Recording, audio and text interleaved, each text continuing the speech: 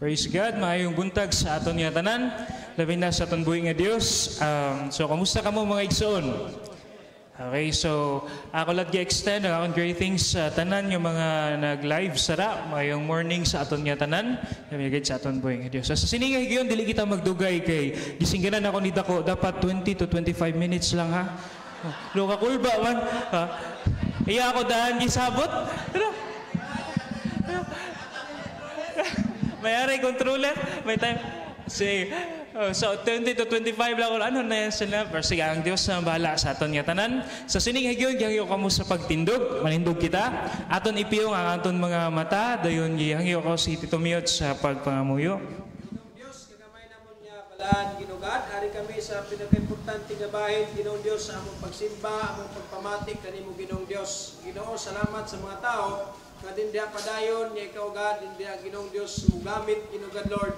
Kag magpagamit Ginugad Lord, kagari kami din diya Ginoong Diyos, nagpaubos kanimo Ginoo, gamita ang kabuhi ni Caleb Ginoong Diyos, nga din diya ang imong mga pulong Ginoong Diyos, kag ang baba niya nga imong gamiton Ginugad Lord, bangin baba nimo Ginugad Lord, kag tagay kami din diya Ginoong Diyos o kaalam nga langit nun Ginoong Diyos nga masabta namo kaga ang imong mamisay palambot nimo kanamo karon kaga ikaw magadihog usab kabuhi ni Caleb Ginugad Lord nya ikaw magaanuhin Ginoong Diyos kaga padayon ka din maga hatag kaniya og giya Ginugad Lord bisa pa usab kaalam nga langit nun nga ang imo din Ginoong Diyos igatudlo kaniya Ginoong Diyos maglambot man nyari kanamo Ginoong Diyos gamita siya Ginugad Lord may tili Ginoong Diyos din sa simbungalan Ginoo amon ikaw gipasalamatan kun kay maayo kag Diyos among kabuhi ikaw Diyos magagamit sa kabuhi ni Caleb dalaygon ka sa ngalan ni Jesus amen. Amen. Praise God. Pwede na kita mo lingkod. May aray usa ka philosopher nga nagsulti, share ko lang sa inyo. Mutuo ko no siya'y mga tao nga bugo. Aray mga tao nga inang gitawag para sa iya philosopher siya, nauna pa siya sa ila ni Isaac Newton. So din niya, mutuogid ko no siya'y bugo nga tao. Kay inang damo ko no sa kalibutan ang ama sina. So nakapangutan ako sa nanong nga part nga musulti siya sina kay mostly baya, di ba? Even sa eskwelahan, musulti tayo maestra. Basta magtuon lang. Kung lang kuno, wako na ibugo basta magtuon. Pero siya kuno mutuo siya nga may mga tao gid nga mga bugo. Kag sulti niya, ini ko nung mga tao nga mga bugo, amo ko ining mga tao nga nagpabili na lang sa comfort zone. Kay dili mo take risk. Dili lat inaganing dili maisog sa pag-atubang sa mga difficulties. Mutuo siya'y bugo nga tao inaganing tao nga dili na ganahan makaton. Diba?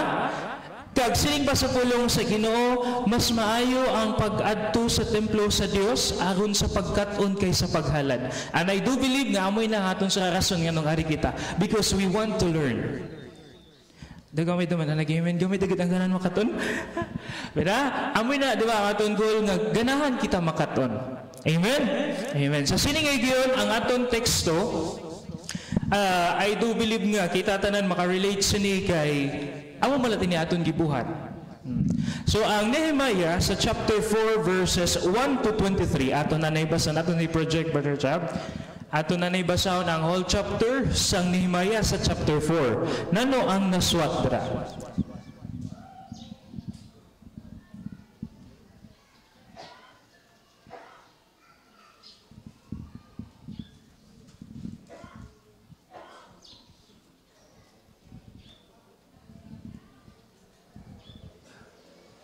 Okay.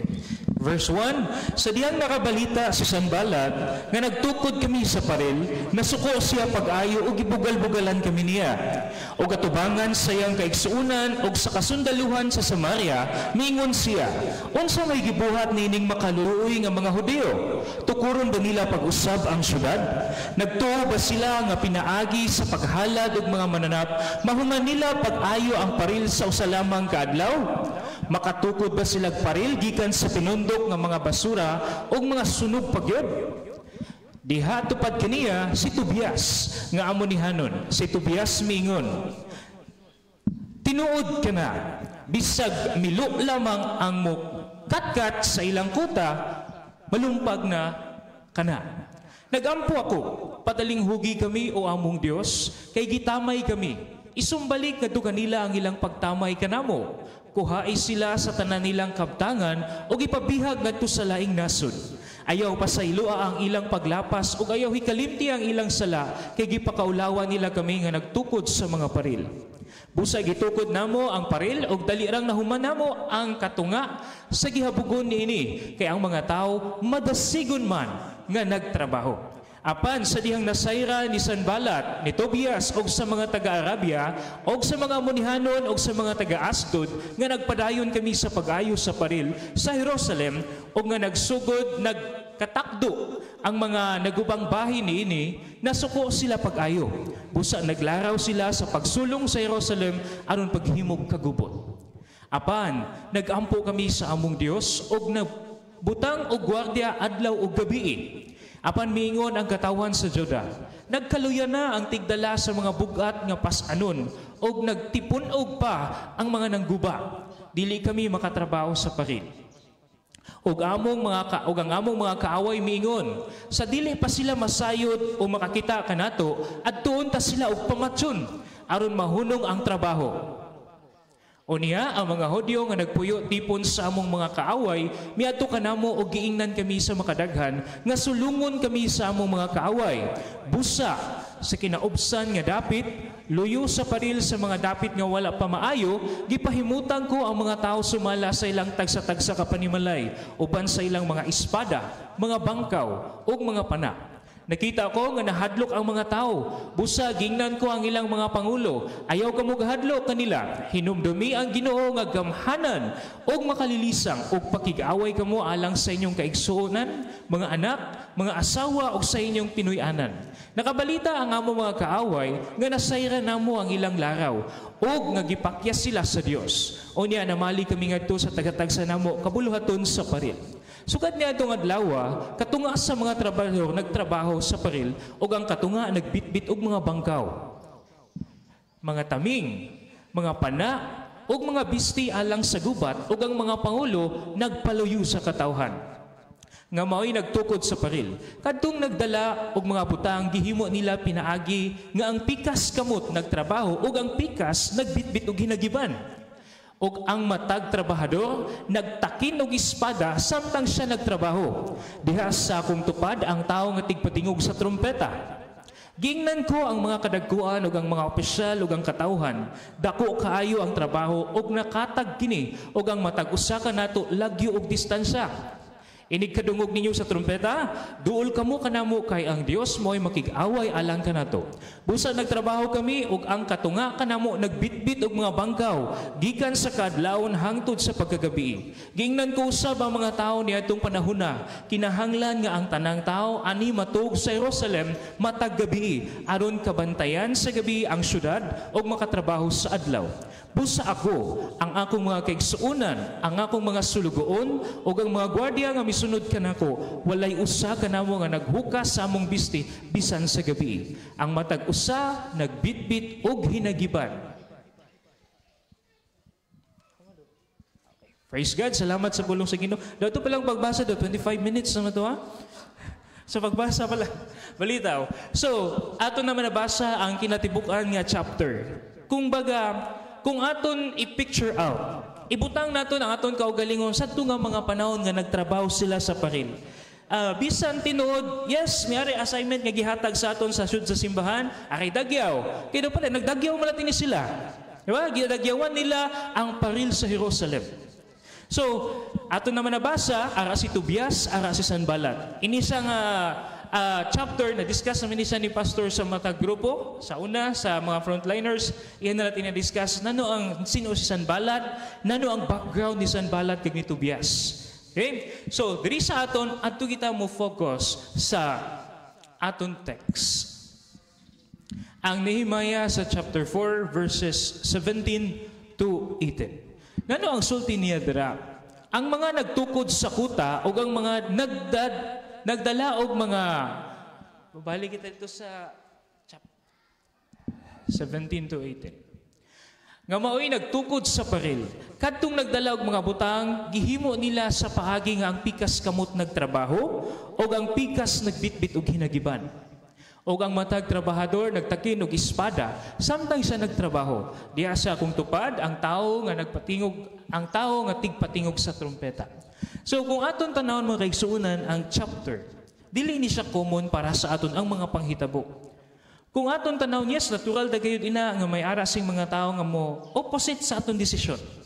Pareha kalina sa testimony ni Ate, kalimutan ko siya pangan, Lainday.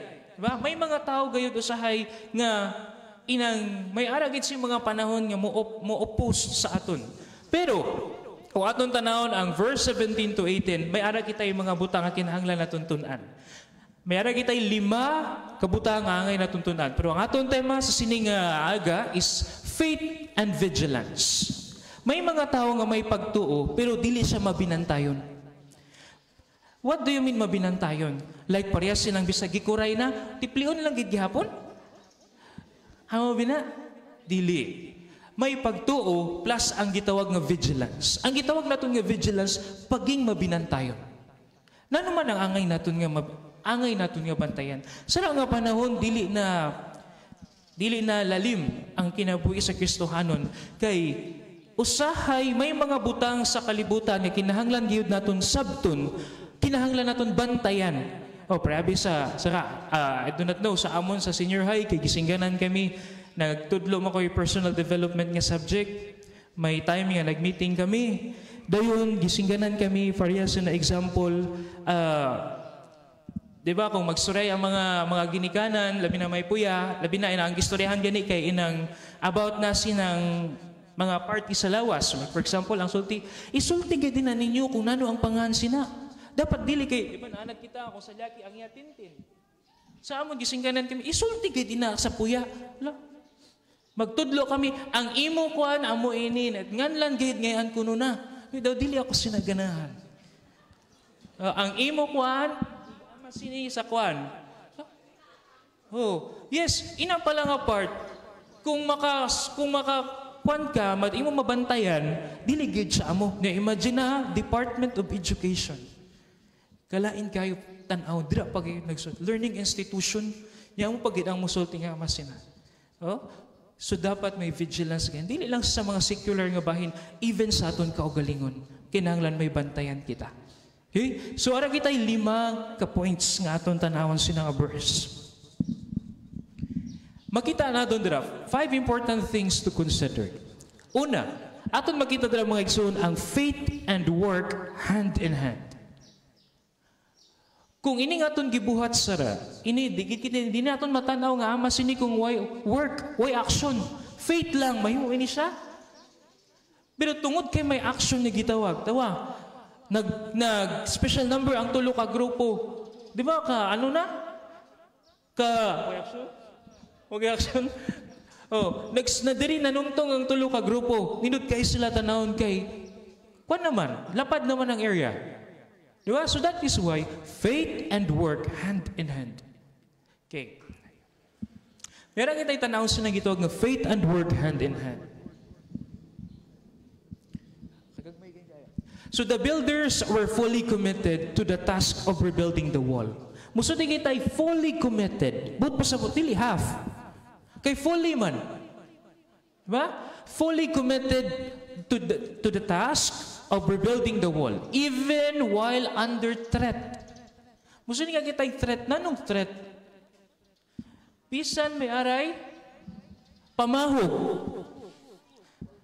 hulga sa Cebuano. Bisan may aray kung may hulga, but still fully committed ang ila pagbuhat. Kanusa mahimo nga threat ang usa ka butang? Kanusa mahimo nga threat ang usa ka sitwasyon? Di ba, ang nabawa na nga threat, kung musulti siya'y patsyon tikaw. Kanon tikaw, inang kulatahon tikaw. Pero usa sa mga meaning nga ako nakitaan sinang threat, ina ganing, mahimo ngayon nga threat ang usa ka butang kung siya na ang makapugong sa imo nga mugrow dira sa simbahan. Kung siya ang hinungdan, nga di ka motubo sa pag-alagad, tawag sa iya threat. Ang tawag sa iya tubias kag sanbalat. Nakuha ba naton mga igsoon? Damo kita'y mga tubias kag sanbalat sa atong personal na kinabuhi. Ba? Tagsa-tagsa kita, may aray mga difficulties nga na-encounter, may aray mga tao gayon nga gamiton usahay para ma-measure kung hain kita daman. Pero diri sa aton tun-an, they are fully committed. Bisan sa mga pamahog. Diba? Next. Their actions demonstrate the balance between faith and human responsibility. Like the builders, we are called to actively engage in God's work while trusting in His protection. So this involves prayer and action working together. So ato kanina ato number 1 kay faith and action, faith and work hand in hand. Oh, like for example, faith lang. Sige lang itay pangay, nagtugid ako nga ihatag na. Pero assignan gani kita nga ikaw mag-MC, dili ako. Sa iban lang. Pero nagtuo. Pero panahon na nga, mo perform kita, mo engage. So, sa Ginoo, mo engage man kita, mo involve man kita. Pero dili kita ganahan. Diba? May mga panahon, usay nga magawa sa atin mga alibay. Tawali ni Pastor, mga alibay. Usay magawa sa pagiging pessimistic. Ay, negative na dayon. Diba? Amin na mo siya mahitabo. Next, ato kita sa sunod niya slides. Holding a weapon while working symbolize the dual rule. Diba? Ato man sila nabasahan.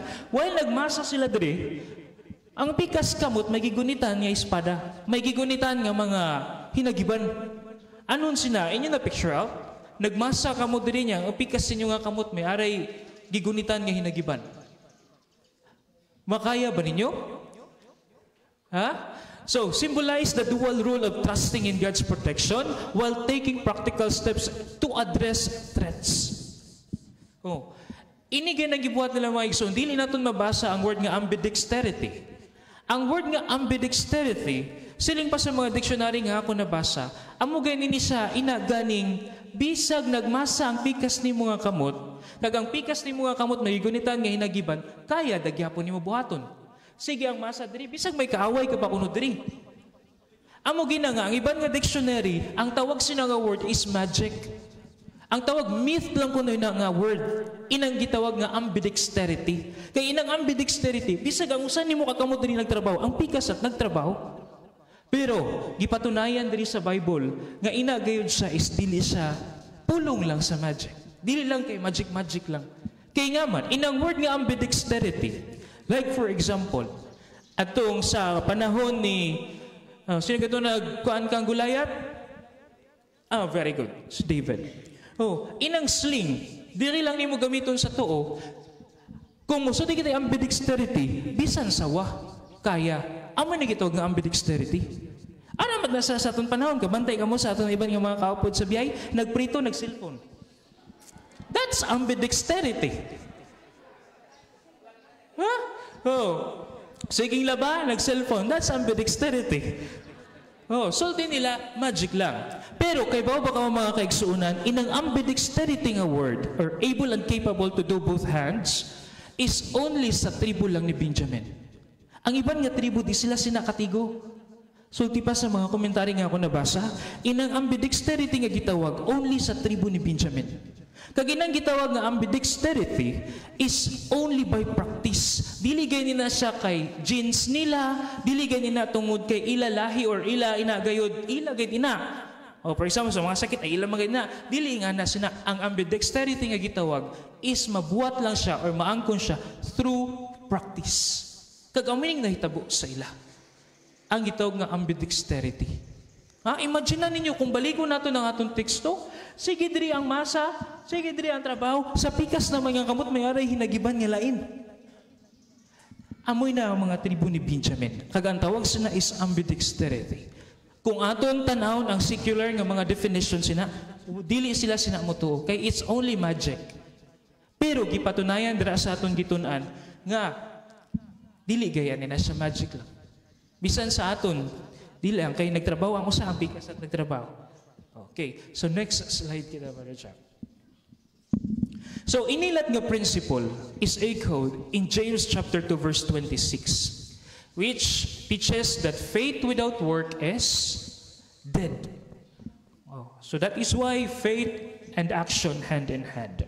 Okay, so The Israelites prayed for protection and act accordingly. So aton makita nga bisan sa luyo sa mga difficulties, sa luyo sa mga paghagit, sa luyo sa mga threat, ang solusyon nga ila nakitaan is prayer. Diba? Although ara sila nag-prepare sila sa ila kaugalingon, pero ang ila leader, diin sila mas gi-prefer, dito sila gitudluan, dito sila sa pagpangamuyo, pagpalapit sa Ginoo.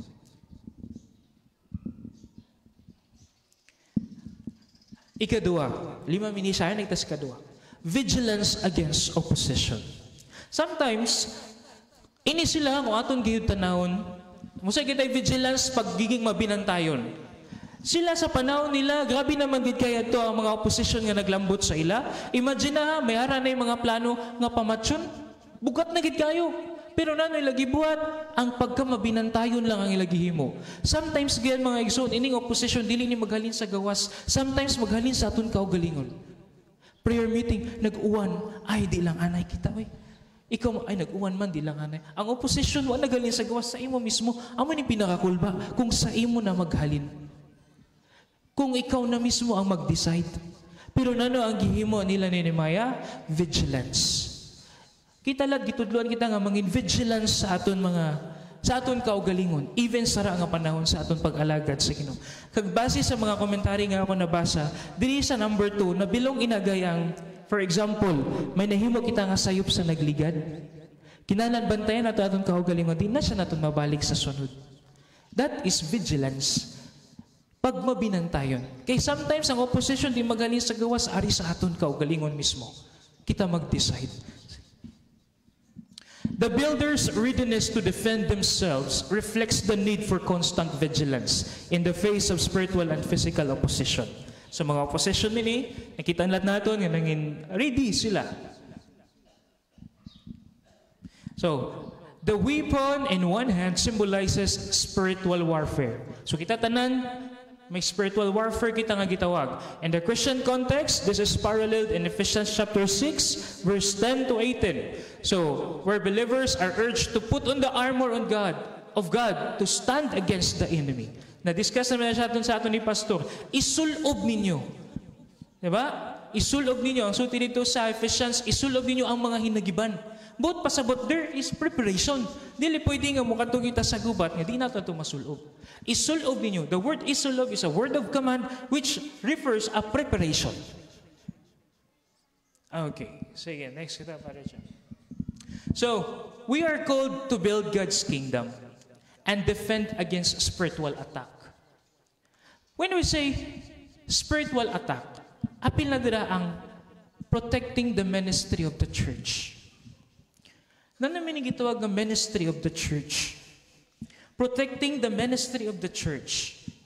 Kaya mo ni mostly may mga church nga naguba tungod kay ang mga members wa siya idea how to protect the ministry of the church. Kaya ato yung kunong pangutanan natin kaugalingon, kumusta ang ministry na akong sa simbahan?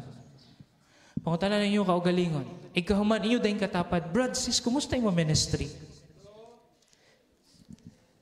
Kaya kita tanan may gisangon ng Dios sa aton. Dira, yes, wa kitay gibuhat nga paril, wa kitay gibuhat nga pader para protekton ang nasud, pero ang Dios may gidemand sa aton ang aton relationship sa iya. Nga mas pabakuro naton. Another thing is ang ministry or ang task nga gisangon sa aton sa Ginoo. How are we going to defend sina nga mga butang? We are called to build God's kingdom and defend against spiritual attack.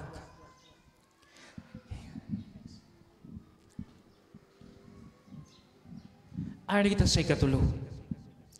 Ato kita sa gitawag ng spiritual symbolism of the sword. Di ba? May ito gisulti nga espada. Bisag nagtrabaho sila, may espada sa ilakilid. Do kahasol sina ha? Magsakasaka ka nito. May mga scaffolding. Ano na scaffolding? Damba. May mga maglisod ka pagsaka sa damba kung may ara kay espada nga gitakin diri sa kilid. That is, ano ang symbol sila niya? Atong tanawon. The sword strapped to their side is a strickling image for believers. The sword often represents the word of God. Sa atong panahon, Diba? That is according to Hebrews chapter 4 verse 12, which serve as both a weapon for spiritual battle and a tool that for discernment and guidance. What? Nanong kalainan sang weapon kag tool? Kung musulti kita yung weapon, amoy ni siya ang gigamit nimo para proteksyonan imo kaugalingon. That is weapon, espada, pana, o nanong nga mga hinagiban, amoy ng weapon. Pero kung musulti kita yung tool, amoy na siya ang mga gamiton nimo paano ka mo grow. So, kung musulti kita yung weapon for spiritual battle, then ang tool naman, gigamit naton para sa aton paglago, para sa aton paggrow. So, inigin ang weapon kag tool naton is the Word of God. Ang pulong aton gihisgutan sara. Amoy ni ang gi-considered nga weapon and a tool for discernment and guidance. So, just as the builders keep their swords close, Christians are called to remain grounded in God's Word. Ready to apply it in every circumstances. Para sa gisulti ka na ito dandilo. Diba? Tungod kay may pulong na, amo yan nagamit.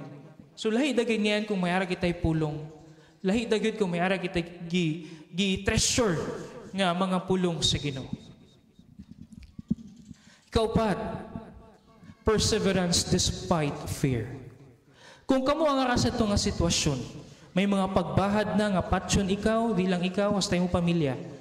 Niadto ka dito sa pagtukod, tabang ka dito pagtukod sang paril, nibiyaan mo imo biyay, arapay mo asawa, arapay mo anak.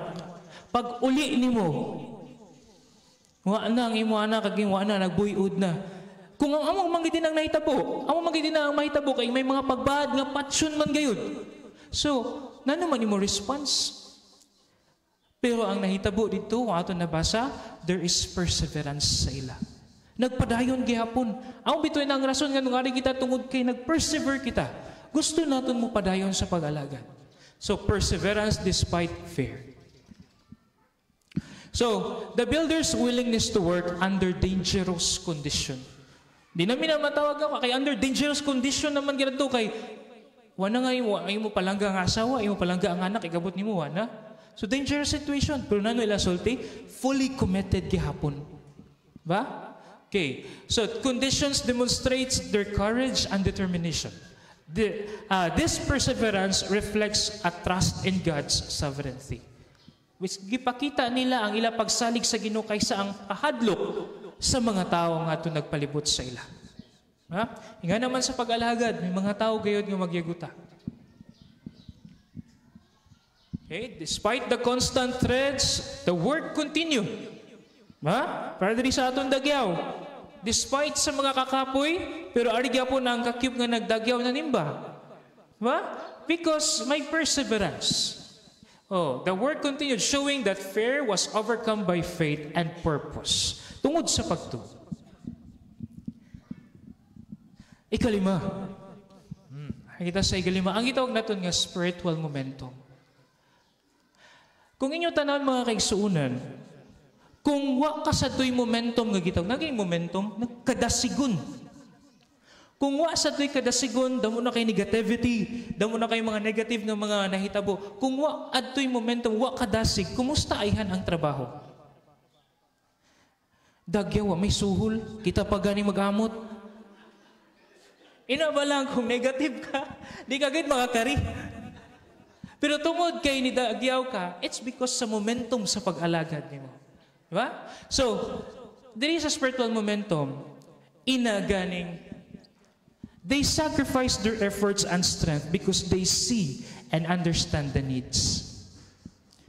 Lahi gid ining mga tao gayan mga igsoon nga nakahibaw sa mga nakakita kag nakahibaw sa panginahanglanon sang simbahan. Diba? May mga tao nga nakita-an ang needs sang simbahan, ay okay na kahit na nila.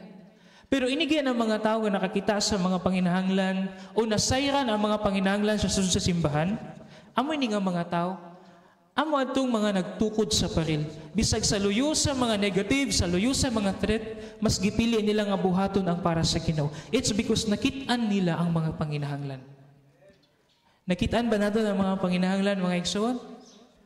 Amen. So lahi ang momentum, kag lahi gayan ang kadasigon sa mga tao nga nakakita sa mga panginahanglanon sa pag-alagad sa Ginoo. Ha? So, as conclusion naton sa sininga part, gidasig kita, o lain ang ila kadasig sa pagtrabaho, bisan giyaguta na sila, bisan sa kamatayon, kay nakita nila og nasayran ang mga panginahanglan sa simbahan. Lahi gaya, dira naton ma-differentiate ini mga tao gaya nga dili active kag ining mga tao nga mo engage kag mo participate, amo ni mga tao nga nakakita sa panginahanglan, nakakita sa needs sa church. Dili man lang kayo gusto kayo magit kami kagasto, inangadan ang pagpangamuyo, pag-back up sa pagampo. Needs mi na. Kay concern na nga vital breath. Ha? So, amoy na nga si Nehemiah, sakto ang iya choice. Panahon sa problema, nano yung gipili? Mag-ampo. Kaduan ako nabasa dira, sang ni-arise ang problema, sang ni-arise ang mga negativity, ang gikadto dayon ni Nehemiah, nag-ampo. So, lain bagit ang gahom sa pag-ampo. So, amoy na nga, bisan diri sa aton sa church, gi-encourage kita nga aton amangin active kita when it comes sa aton devotion sa Ginoo, personal devotion sa Ginoo. Amoy na nga salamat kag maayong aga sa aton nga tanan.